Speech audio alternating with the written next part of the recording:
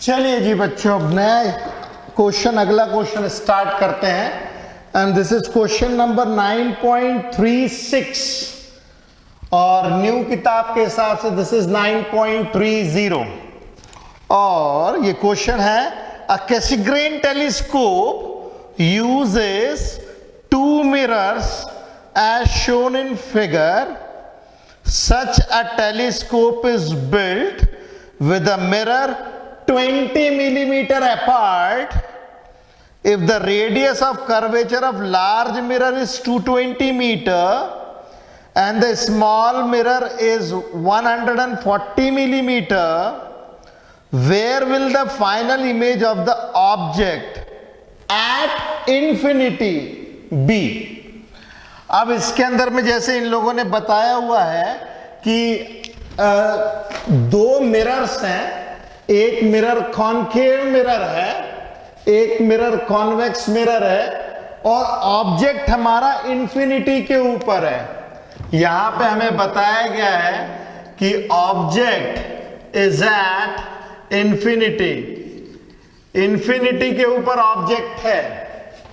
तो इंफिनिटी से जो भी लाइट रेज आ रही होंगी, इंफिनिटी से जो भी लाइट रेज आ रही होंगी कुछ इस तरीके से, इंफिनिटी से जो भी लाइट रेज आ रही होंगी, ये सारी की सारी लाइट रेज इस वाले मिरर के फोकस पे जाएगी। अब ये जो बड़ा वाला मिरर दिख रहा है हम लोगों को, जिसे हम लोग कहते हैं प्राइमरी मिरर, ये जो प्राइमरी मिरर होता है, इसका रेडियस ऑफ कर्वेचर दिया है 220 मिलीमीटर। इसका रेडियस ऑफ कर्वेचर है 220 मिलीमीटर, तो इसका फोकस हो जाएगा R/2 के हिसाब से 110 मिलीमीटर।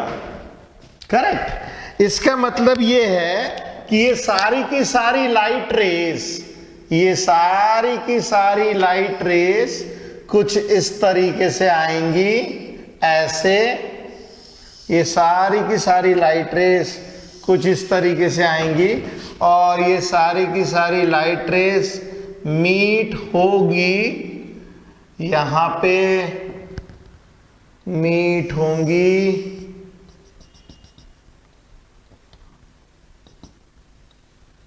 ये सारी की सारी लाइट रेस मीट होंगी यहां पे। और ये जो डिस्टेंस है, अगर ये मिरर नहीं होता तो, अगर ये मिरर नहीं होता सेकेंडरी मिरर, अगर सेकेंडरी मिरर नहीं होता तो सारी की सारी लाइट रेज यहां पे फोकस हो जाती। और ये जो दूरी है, इस पॉइंट की जो दूरी है, इस पॉइंट की दूरी जो मिरर से है वो कितनी हो जाएगी?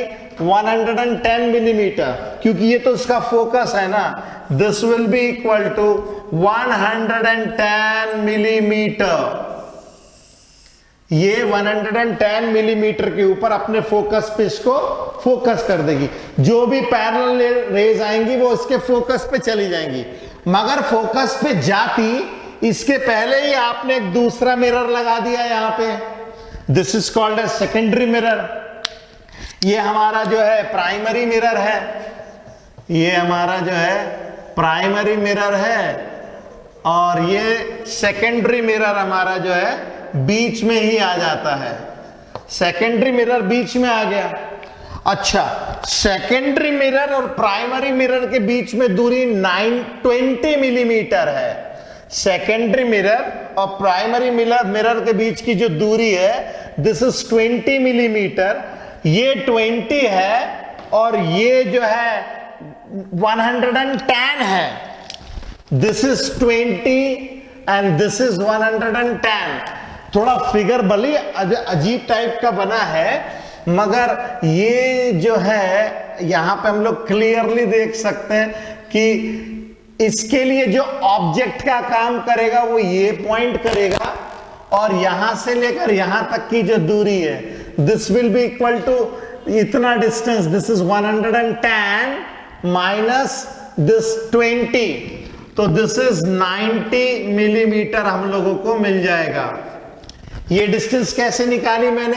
ये डिस्टेंस निकालने के लिए ये डिस्टेंस लिया। दिस इज 110, ये रहा 110 minus this distance and this is 20 थोड़ा सा बड़ा दिख रहा है, 90 थोड़ा सा छोटा दिख रहा है, मगर आप कॉन्सेप्चुअली समझिए, ये जो डिस्टेंस है 20 है, ये डिस्टेंस है 110, तो 110 माइनस 20 दिस इज 90 मिलीमीटर।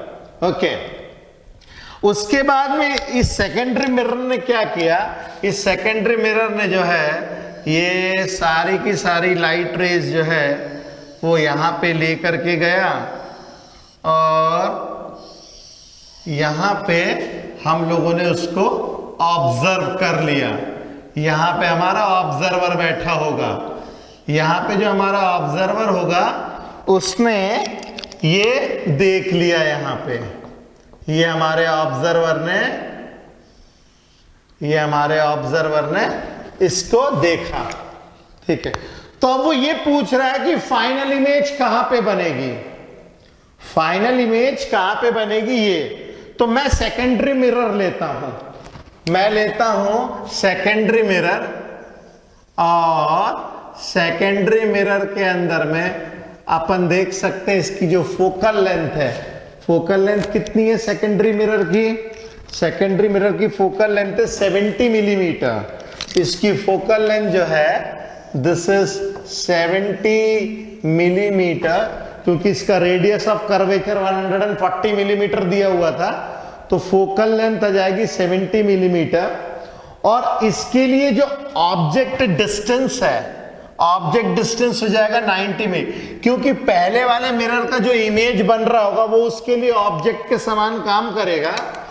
तो ये जो डिस्टेंस है, this distance will be the object distance, this is 90 millimetre. तो इसके लिए ऑब्जेक्ट डिस्टेंस जो होगा this will be equal to 90 millimetre. Okay, अच्छा, अब हमारी जो लाइट रेज है वो मिरर के ऊपर कैसी आ रही है, ये ऐसी, ये इस तरीके से, और ये ऐसी, और ये ऐसी, ऐसी चली आ रही है। तो ये पॉजिटिव डायरेक्शन हो गया हमारे लिए। अब आप देखिए ये लाइट रेज ऐसी आ रही है सेकेंडरी मिरर के ऊपर, और हम लोग जो है ऑब्जेक्ट डिस्टेंस इसी डायरेक्शन में नाप रहे हैं, तो ऑब्जेक्ट डिस्टेंस हम लोग लेंगे पॉजिटिव, और इसका जो फोकल लेंथ है वो भी इसी तरफ आएगा, क्योंकि कर्वेचर उसका ऐसा है तो उसका फोकल लेंथ भी इस तरफ आएगा। तो फोकल लेंथ 70 मिलीमीटर, तो फोकल लेंथ भी हम लोग लेंगे पॉजिटिव। ओके, अब हम लोग यूज करते हैं mirror equation. Using mirror equation,